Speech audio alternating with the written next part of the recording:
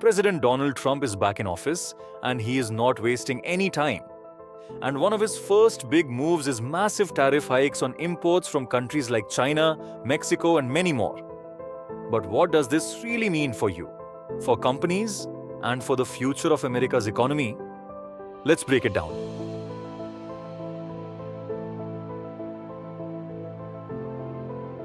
Tariffs are essentially taxes imposed on goods that are imported from other countries.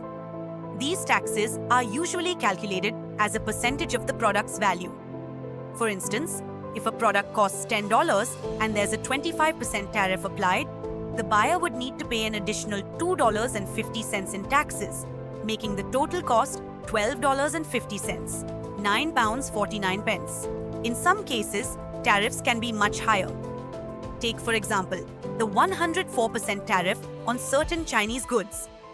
For a product priced at $10, this would mean an extra $10.40 in taxes, pushing the total cost to $20.40. Such high tariffs can drastically increase the price of imported goods, often making them less competitive compared to domestically produced items. This is one of the primary ways tariffs impact both businesses and consumers.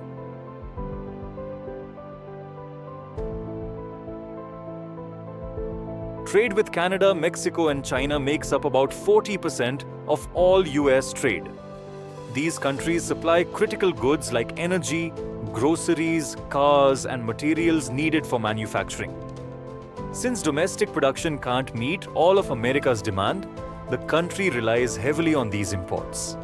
That's why new tariffs could hit hard, because the US can't suddenly start producing more oil, food, or manufacturing components overnight.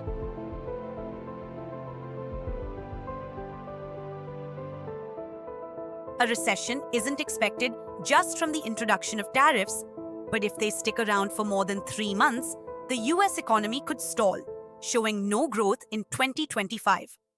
Canada could be hit even harder, with recession risks rising sharply. The bigger concern is uncertainty. Tariffs tied to political motives can cause prolonged trade disruption, making it harder for businesses to plan, invest, or expand in an already volatile climate. Manufacturing is likely to take the biggest hit, especially auto manufacturing. North American auto production is deeply integrated, with parts crossing borders multiple times. Agriculture is another vulnerable sector. About half of US agricultural imports come from Canada, Mexico, and China. China alone supplies nearly $100 billion in non-durable goods, including chemicals, pharmaceuticals, paper, and textiles. Can the US reshore the most affected sectors? Reshoring takes years of planning, billions in investment, and a stable economic environment, which is tough in today's high interest rate landscape. Even if new supply chains are built, they'll come with high costs. Long-term challenges include labor shortages and an aging workforce. About 26% of manufacturing workers are over 55. Immigration declines and skill mismatches also make reshoring less likely to create many new jobs. Tariffs will likely lead to higher prices for American consumers. Because it's tough to quickly replace imports from Canada, Mexico, and China, US producers will absorb the extra costs and eventually pass them on.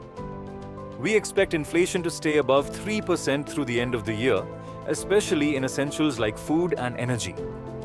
If tariffs last more than 3 months, inflation could rise by around 0.5%. Everyone will feel the pinch, but low and middle-income households will suffer the most. They spend more of their income on necessities like food and energy.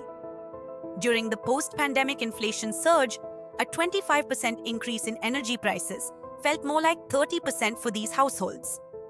Tariff-driven price hikes could worsen the pressure and further erode consumer confidence.